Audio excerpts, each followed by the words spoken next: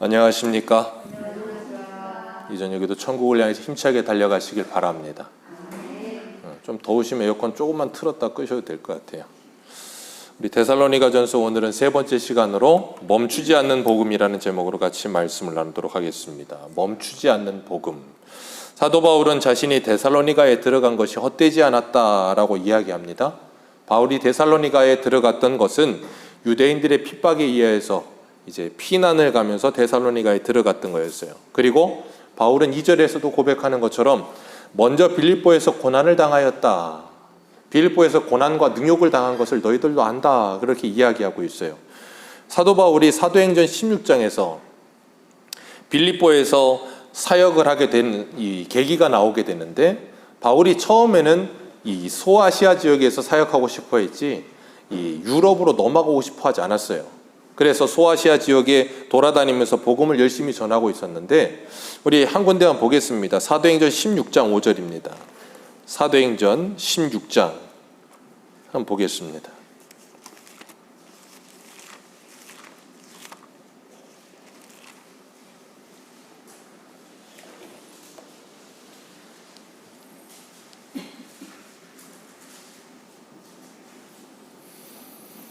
사도행전 16장 5절.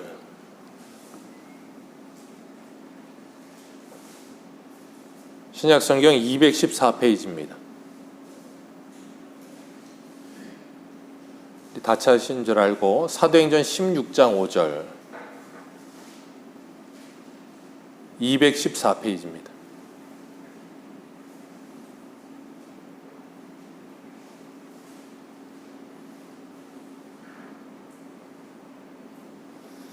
다 찾으신 줄 알고 5절부터 우리 읽어 내려가겠습니다. 시작. 이에 여러 교회가 믿음이 더 굳건해지고 수가 날마다 늘어가니라. 아멘. 사도 바울이 소아시아 지역에서 사역을 했을 때의 일이에요. 사도 바울이 여기저기 다니면서 여러 교회를 믿음이 더 굳건하게 했고, 여러 교회의 그 수가 뭐였다고요? 날마다 늘어나니라. 수적인 양적 부흥이 계속해서 일어나고 있었어요. 바울이 가는 곳마다 그런 일이 일어나고 있습니다. 그러니 사역하는 사람도 얼마나 재밌겠어요. 사역을 하는 사람 입장에서도 양적으로 부흥하는 것도 신납니다. 재밌어요.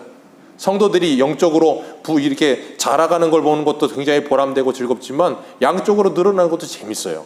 그런데 그렇게 양적으로 부흥하고 있는 모습 속에서 6절 말씀 같이 읽습니다. 시작. 성령이 아시아에서 말씀을 전하지 못하게 하시거늘 부르기아와 갈라디아 땅으로 다녀가 무시아 앞에 이르러 비두니아로 가고자 애쓰되 예수의 영이 허락지, 거기까지만 읽습니다. 성령이 아시아에서 말씀 전하지 못하게 하시거늘. 누가요? 성령이. 뭘 못하게 해요? 말씀을 전하지 못하게 하신대. 이게 굉장히 굉장히 아이러니한 거예요. 성령께서는 뭐 하신다 그랬어요? 오늘 오전에 하나님의 나라가 임하게 하시는 게 성령의 주된 사역이라 그랬습니다. 하나님의 말씀을 선포하여 그곳에 하나님의 나라가 임하게 하는 게 성령의 주된 사역이신데, 성령께서 사도 바울이 소아시아에서 일하지 못하게 하셨대요. 말씀을 전하지 못하게 하셨대요. 그리고 바울이 틀어서 무시아 앞에 이르러 비두니아로 가고자 애썼는데 예수의 영이신 성령께서 뭐 하지 않으셨다고요? 허락지 않으셨다. 그리고 밤에 환상 중에 마게도냐 사람 환상을 보게 하시면서 사도 바울이 드디어 그제서야 뭐예요? 10절 말씀 우리 같이 한번 읽습니다. 시작. 바울이 그 환상을 보았을 때 우리가 마게도냐로 떠나기를 힘쓰니 이는 하나님이 저 사람들에게 복음을 전하라고 우리를 부르신 줄을.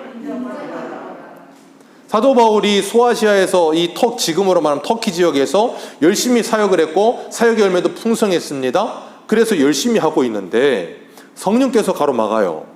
그러더니 성령께서 사도 바울을 유럽으로 가라고 하시는 거예요. 그러니까 바울이 이제 그제서야 뭐 했다고요?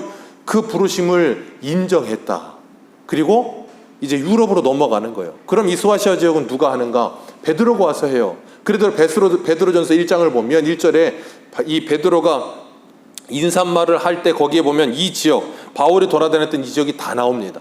하나님이 소아시아 지역에는 베드로를 보내시고, 그리고 이 사도 바울은 유럽 쪽으로 보내시는 거예요. 그래서 배를 타고 건너가서 제일 첫 번째 도달한 성이 어디냐면 빌립보입니다. 마게도냐의 첫 성인 빌립보에 도착을 해요. 그리고 거기에서 뭐 연고도 없으니까 바울이 이제 복음을 전하려고 나가서 이 안식일에 기도할 처소를 찾다가 여인들이 네울가에서 이 빨래하는 모습을 보고 그 여인들에게 복음을 전한 거예요. 그러는 가운데 그 속에 누가 있었냐면 자주옷감 장사 루디아가 있었던 거예요. 그 루디아의 마음을 하나님이 열어 사도 바울의 말을 믿게 하셨어요. 그리고 루디아의 간청에 의해서 그 집에서부터 빌립보 교회가 시작된 겁니다. 굉장히 하나님의 일하시는 걸 보면 신기해요. 바울은 소아시아에서 열심히 하고 있었는데 그걸 막으시더니 유럽으로 보내셔요. 거기에 뭐 준비된 게 아무것도 없었어요. 그런데 거기에 루디아라고 하는 여인을 준비시키셔서 그 여인을 통해 빌립보 교회가 시작되게 하셨고, 거기서 이제 바울이 사역을 열심히 하고 있는데 문제는 뭐냐면 바울이 사역을 하는데 이 복음을 전하려고 하면 자꾸 귀신 들린 사람이 하나 따라오는 거예요. 귀신 들린 여인이 하나 따라와가지고 계속해서 바울을 방해합니다. 뭐라 그러는가 하면 이 여인이 오늘 어디예요? 사도행전 16장 17절 같이 읽겠습니다. 16장 17절 같이 읽습니다. 시작. 그가 바울과 우리를 따라와 소리질러 이르되 이 사람들은 지극히 높은 하나님의 종으로서 구원의 길을 너희에게 전하는 자라 하며 이같이 여러 날을 하는지라. 바울이 심히 괴로워하여 돌이켜 그 귀신에게 이르되 예수 그리스도의 이름으로 내게 명하노니 그에게서 나가라 하니 귀신이 즉시 나오니라. 바울이 복음을 전하러 갔습니다. 그런데 복음을 전하려고만 들면 뒤에서부터 귀신 들린 여인이 자꾸 소리 지르는 거예요. 뭐라고 소리 질러요? 또 틀린 말은 안 해요. 17절에 이 사람들은 지극히 높으신 하나님의 종으로 구원의 길을 너에게 전하는 자라 그랬어요. 근데 틀린 말은 아닌데 누가 하고 있어요? 계속? 귀신 들린 여인이 계속 하고 있는 거예요. 그러니까 바울이 뭐 했다고요? 심히 괴로워. 그 여인을 고쳐줍니다. 귀신을 쫓아줘요. 그랬더니 그 일로 인해서 어디예요?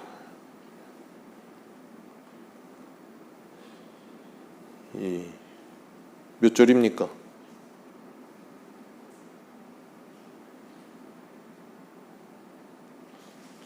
16절 말씀 같이 읽습니다. 16절입니다. 시작. 우리가 기도하는 곳에 가다가 정치는 귀신들의 여종 하나를 만나니 참으로 그 주인들에게 큰 이익을 주는 자라. 네, 참 기생충 같은 사람들이 어디에든 있어요. 귀신 들렸으면 참 안타깝게 여겨야 되는데 잘 됐다. 저거 잘 이용하면 돈벌이 되겠다 싶어갖고 그 여인 가지고 돈벌이 하던 사람이 귀신이 쫓겨나가니까 이제 점도 못 쳐요. 그렇게 되니까 19절 보면 그 여종의 주인들이 자기의 수익이 끊어지니까 알고서 뭐예요? 바울을 고발하는 거예요. 이 사람들이 우리가 따르지 못할 이상한 풍속을 우리에게 전한다. 그랬더니 잡혀가는 거예요. 그래가지고 어떻게 됩니까? 매 맞고 감옥에 갇혀요. 바울이 한 일은 뭡니까? 하나님의 복음을 전한 일과 귀신 들린 여인을 고쳐준 일밖에 없어요. 그런데 하나님의 일을 열심히 하고 있는데 어떻게 돼요? 결과는 매를 맞고 감옥에 갇힙니다. 만약에 여러분들이 그런 상황이 온다면 어떤 생각이 드시겠어요? 하나님이 나에게 무슨 억하심정이 있어서 그런 생각 안 드시겠어요? 내가 아시아에서 그렇게 열심히 잘했고 사역의 열매도 많았고 그럼 거기서 잘 그냥 했으면 좋았을 텐데 왜 여기로 억지로 끌고 오셔서 내가 오려고 하지도 않았고 그런데 억지로 떠밀려서 여기 와서 여기서도 열심히 복음 사역을 했는데 문제는 또 여기서 오해를 받아서 모함을 받아서 감옥에까지 가고 매까지 맞고 얼마나 억울하겠어요. 그런데 바울은 그런 상황 속에서 실족하지 않았어요. 실족하지 않고 뭐 했습니까? 매 맞고 누워있다가 일어나서 찬송하며 하나님께 기도를 해요. 이게 어떻게 가능해요? 이게 어떻게 가능합니까? 오늘 본문으로 돌아와 보세요. 오늘 본문으로 한번 돌아와 봅니다. 데살로니가전서 2장 2절 같이 읽겠습니다. 시작.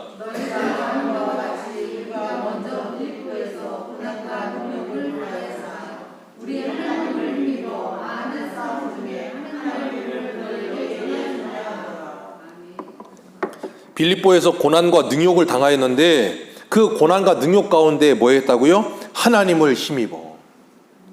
많은 싸움 중에서 하나님의 복음을 너희에게 전했다. 하나님을 힘입어. 성령을 힘입어. 사도 바울이 이렇게 할 수 있었던 유일한 근거예요. 그래서 사도 바울의 자랑은 뭐밖에 없어요? 그 십자가 외에는 하나님 외에는 자랑할 게 없는 거예요. 자신의 힘으로 한 게 아니라니까요. 하나님의 힘을 힘입었기 때문에 가능했던 일인 거예요. 그래서 매를 맞고 감옥에 갇혀 있을 때에도 기도하고 찬송했더니 땅에 지진이 일어나고 옥문이 터지고 다 풀려지고, 그 모습을 보고 간수가 다 도망간 줄 알고 자결하려고 하니까 어떡합니까? 그러지 말라고, 우리 다 여기 있다고. 그 일로 인해서 어떻게 돼요? 그 간수가 바울을 자기 집 초청하고 자기 집 모든 식구가 다 세례를 받고 예수를 믿어요. 하나님께서 사도 바울이 모함을 받아가지고 감옥에 갇혔는데, 감옥에 갇히는 것도 뭘 하기 위해서? 하나님의 복음을 전하게 하기 위해서. 하나님의 복음은 멈추지 않고 막히질 않아요. 그냥 어디를 가든지 흘러 들어가서 거기에서 생명을 그냥 잉태시키고 생명이 시작되게 만들어 버리시는 거예요. 하나님이 그런 일이 되도록 사도 바울에게 하나님의 힘을 불어넣어 주시고 하나님의 은혜를 불어넣어 주셔서 그러하여금 그 모든 고난과 능력 가운데서도 하나님을 힘입어 그것을 싸우며 복음을 전할 수 있게 하신 거예요. 그래서 그 간수장에게 뭐라 그래요? 주 예수를 믿으라, 그리하면 너와 내 집이 구원을 얻으리라. 그 유명한 말씀이 거기 나오는 거예요. 그래서 우리가 잊지 말아야 될 것, 복음을 전하는데, 복음을 전해지는 곳에는 항상 큰 싸움이 일어납니다. 우리가 복음을 전하면 누구든지 그 복음을 달갑게 흔쾌히 받아들이는 사람 없습니다. 여러분들이 예수를 믿고 난 후에 가정에 가서 복음을 전하면, 배우자에게 복음을 전하고 자식에게 복음을 전하고 부모에게 복음을 전하면 그때부터 싸움이 일어나요. 그때부터 반드시 싸움이 일어납니다.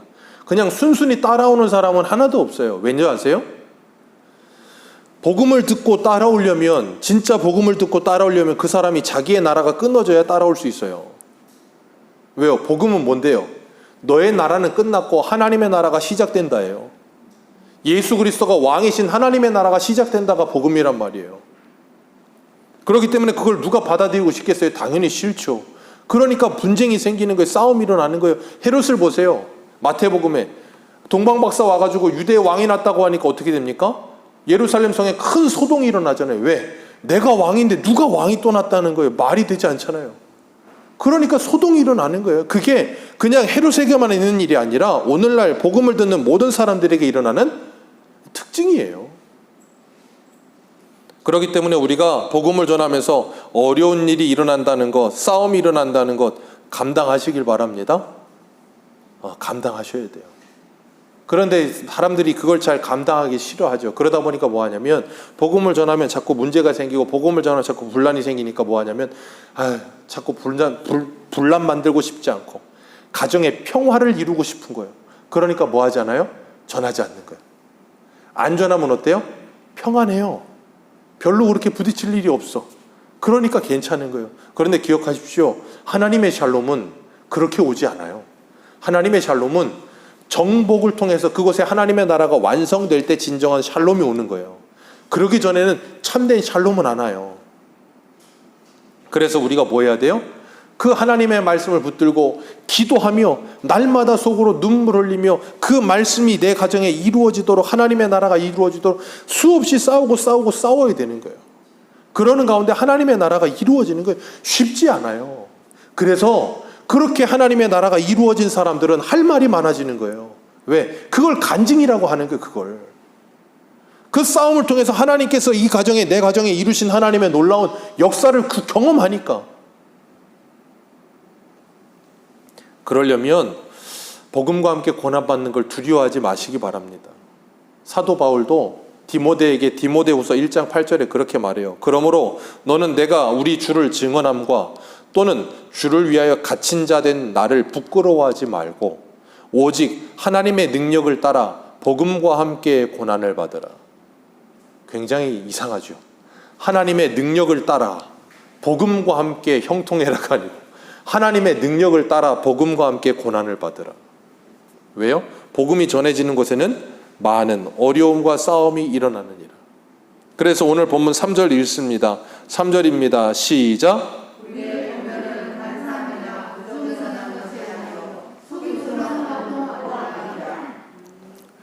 오직 하나님께 옳게 여기심을 입어 복음을 위탁받았으니 우리가 이와 같이 말함은 사람을 기쁘게 하려 함이 아니요 오직 우리 마음을 감찰하시는 하나님을 기쁘게 하려 함이라. 아멘.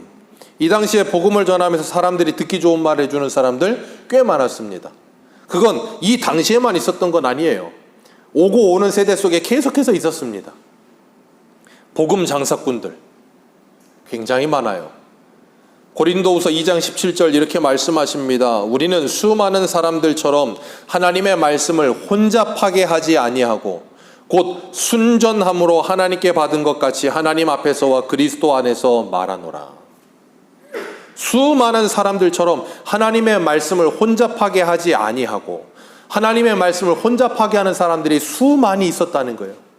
그 수많은 사람들과 같지 않고 순전함으로 하나님께 받은 그 하나님 앞에서 그리스도 안에서 그 말씀만을 전한다. 이 혼잡하게라는 헬라어가 카펠리온테스라는 단어인데 그게 뭐냐면 부도덕한 상행이라는 뜻이에요. 쉬운 말로 말하면 이제 술에 물 타는 거예요.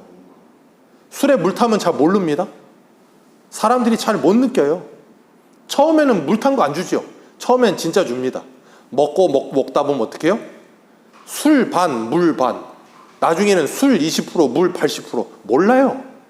계속 주는 거예요. 그렇게 장사하는 거예요. 그러니까 돈 벌죠.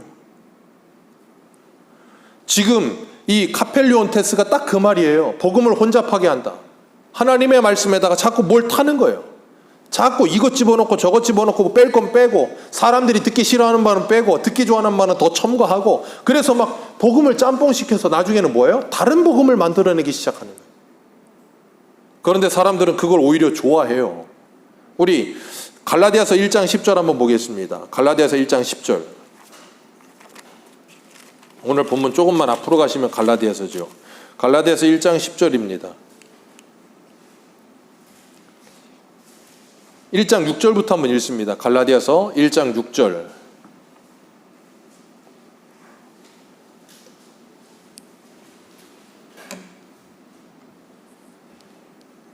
같이 읽습니다. 시작. 그리스도의 은혜로 너희를 부르신 이를 이같이 속히 떠나 다른 복음을 따르는 것을 내가 이상하게 여기노라. 다른 복음은 없나니 다만 어떤 사람들이 너희를 교란하여 그리스도의 복음을 변하게 하려 함이라. 그러나 우리나 혹은 하늘로부터 온 천사라도 우리가 너희에게 전한 복음 외에 다른 복음을 전하면 저주를 받을지어다. 우리가 전에 말하였거니와 내가 지금 다시 말하노니 만일 누구든지 너희가 받은 것 외에 다른 복음을 전하면 저주를 받을지어다. 이제 내가 사람들에게 좋게 하랴 하나님께 좋게 하랴 사람들에게 기쁨을 구하랴 내가 지금까지 사람들의 기쁨을 구하는 것이었다면 그리스도의 종이, 여기 뭐라 그래요? 다른 복음을 전하면 저주를 받을지어다. 네, 다른 복음을 전하면 저주를 받는 거예요. 많은 사람들이 그래요. 이단 믿는 사람 다 저주를 받는 거예요. 왜? 복음은 복음인데 무슨 복음이라고요? 다른 복음, 저주를 받는다니까요. 하나님의 저주를. 그래서 계시록 22장에 뭐라 그래요? 이 예언의 말씀을 더하거나 빼는 자 하나님 뭐 하신다고요? 생명책에서 제어해버릴 것이고 하나님이 저주를 내리시겠다 그러시잖아요. 그러면서 뭐라 그래요?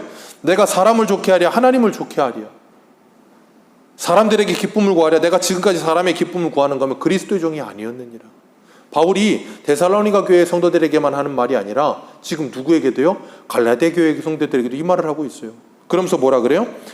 6절 말씀에 그리스도의 은혜로 너희를 부르신 이를 이같이 속히 떠나 다른 복음을 따르는 것을 내가 이상하게 여기노라.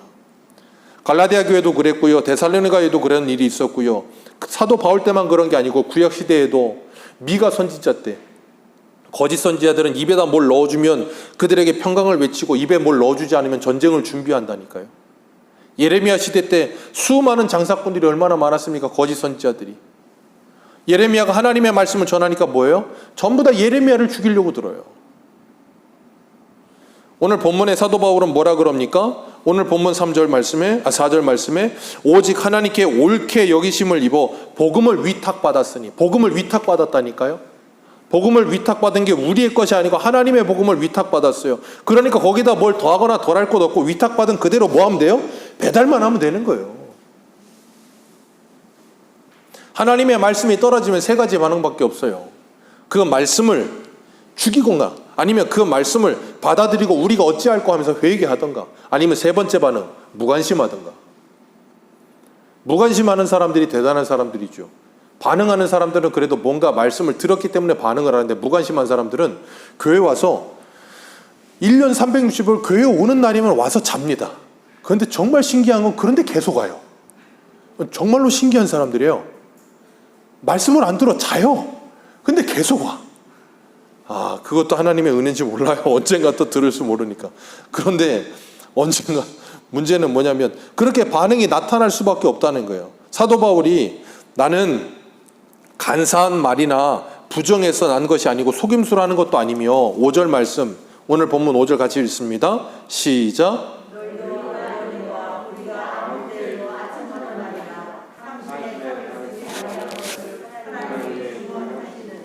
아멘. 너희도 아는 바라. 우리가 아무 때에도 아첨한 말을 하지 않았다. 탐심의 탈도 쓰지 않았다. 나 이 복음 전하는 일을 밥벌이 수단으로 쓰지 않았다, 그 말이에요. 사도 바울이 고린도에서 복음을 전할 때 어떤 일까지 있었습니까?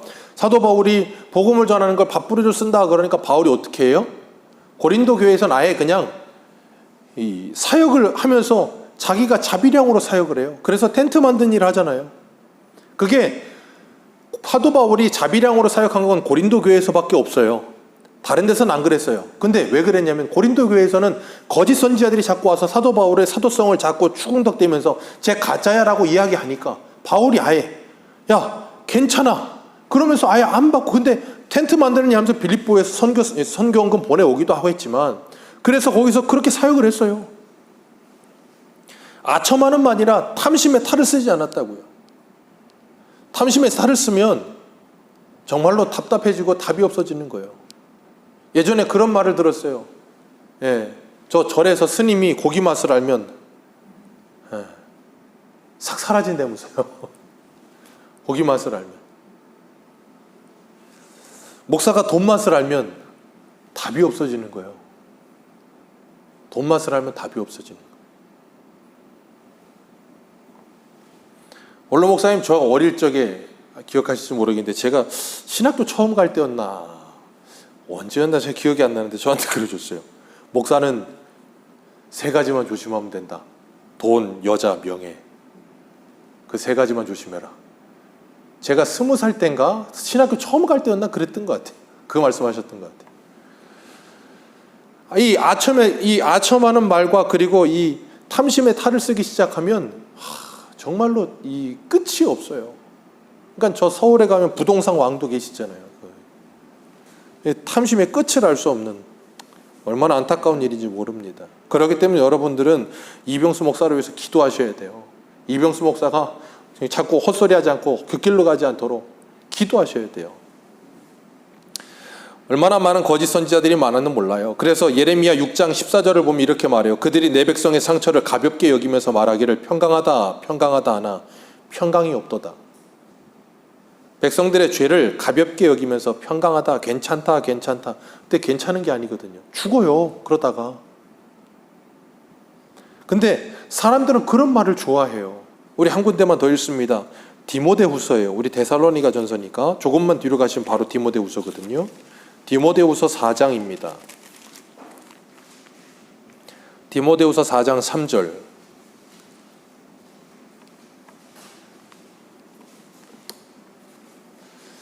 디모데후서 4장 2절부터 3절, 4절까지 읽겠습니다.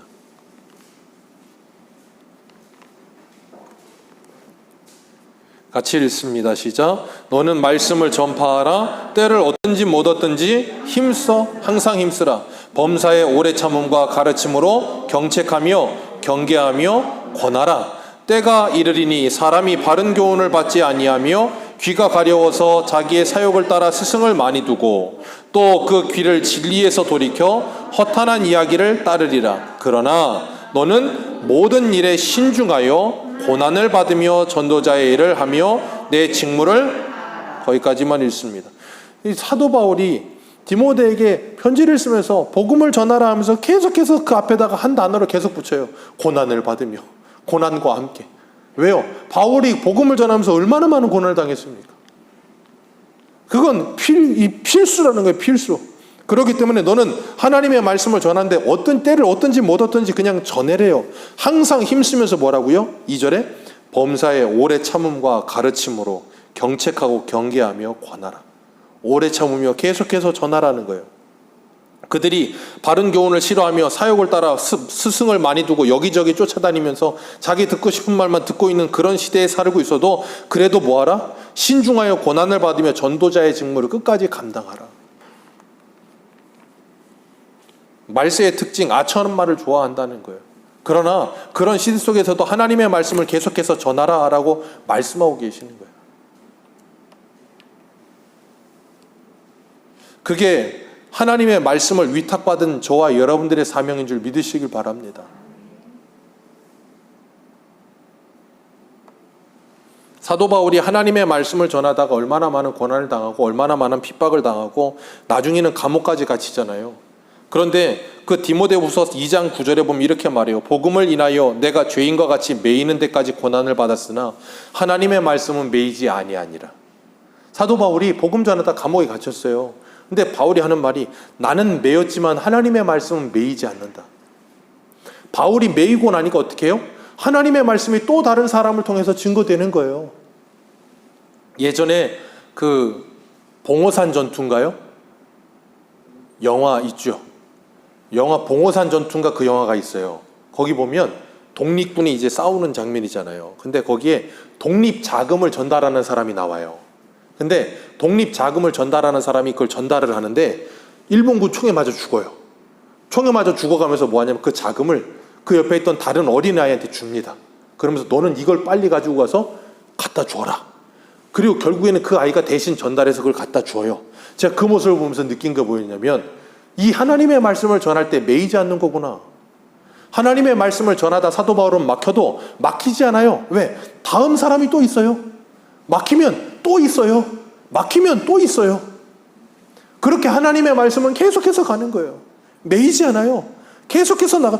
내가 막힌다고 해서 하나님의 말씀이 막힌다고 착각하지 마세요. 절대 아닙니다. 하나님의 말씀은 절대 매이지 않고 막히지 않습니다. 언제든 어디로든 계속해서 뻗어나갑니다. 그렇기 때문에 그 하나님의 말씀이 저와 여러분들을 통해 이 땅에 아름답게 확산되고 있다고 믿으시길 바랍니다. 믿으세요. 예전에 원로 목사님 여기서 항상 말씀하실 때 그랬어요. 영종도 땅이 이제 공항도 있고 그러니까 세계로 뻗어나가는 복음이 되게 해달라고 기도도 하셨고 그랬었어요. 저는 그러면서 그런 생각을 해요.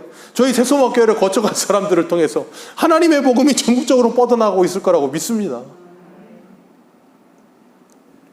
하나님의 말씀은 절대 매이지 않아요. 히브리서 4장 12절에 이렇게 말합니다. 하나님의 말씀은 살아있고 활력이 있어 좌우의 날선 어떤 검보다도 예리하여 혼과 영과 및 관절과 골수를 찔러 쪼개기까지 하며 또 마음과 생각과 뜻을 판단하시느니라. 아멘. 하나님의 말씀은 활력이 있어 좌우의 날선 어떤 검보다 예리합니다. 하나님의 말씀은 능력이 있습니다. 하나님의 말씀은 힘이 있습니다. 사도행전의 사도들이 전하는 그 말씀이 가는 곳마다 역사를 일으켰어요. 그래서 사도행전에서 제가 제일 좋아하는 말씀이 이거예요. 주의 말씀이 힘이 있어 흥왕하여 세력을 얻으니라. 주의 말씀이 힘이 있어 흥왕하여 세력을 얻으니라. 하나님의 말씀은 2022년 지금 이 시간에도 힘이 있어 반드시 흥왕하여 세력을 얻을 줄 믿습니다. 이 땅에 하나님의 나라를 이루어 가실 줄 믿습니다. 그것이 우리의 생각과는 다를 수 있고 우리의 타이밍과는 다를 수 있어요. 그러나 하나님의 말씀은 반드시 살아있고 활력이 있습니다. 그 말씀은 반드시 믿는 자 안에 역사를 일으킬 거예요. 지금도 이 말씀을 듣고 있는 저와 여러분들을 통해 그 한 사람, 어떤 누구든 그 한 사람을 통해 하나님께서는 하나님의 말씀을 이루어 가실 거예요. 그렇기 때문에 우리가 그 하나님의 말씀이 힘이 있고 능력이 있고 활력이 있음을 믿으시고 그 말씀을 힘입어 하나님을 힘입어 하나님의 말씀을 증거하면서 지치지 마시고 좌절하지 마시고 아 너는 성령을 회방하는구나 그런 말 하지 마시고 우리는 몰라요. 그 사람이 죽을 때 가서 믿을지도 몰라요. 어떻게 합니까? 우리의 사명은 그래서 그 사람 죽는 날까지 전하는 거예요. 죽는 날까지 전하고 숨 끊을 때까지 안 믿으면 어쩔 수 없는 거고 믿으면 구원하는 거예요. 우리 김성숙 권사님 보세요. 우리 이종원 집사님 그 고생하시면서 그렇게 복음을 전하시고 끝까지 예수를 믿고 천국 가시잖아요. 얼마나 아름답습니까? 하나님께서 분명히 우리들에게도 맡기신 사람들이 있는 줄 믿습니다. 우리에게 맡겨진 사람들이 있을 것이고 우리가 만나는 사람들이 분명히 있을 거예요. 전할 때 뭐가 일어난다고요? 오늘 본문 다시 한번 읽겠습니다. 데살로니가전서 2장 2절 다시 한번 읽습니다. 시작.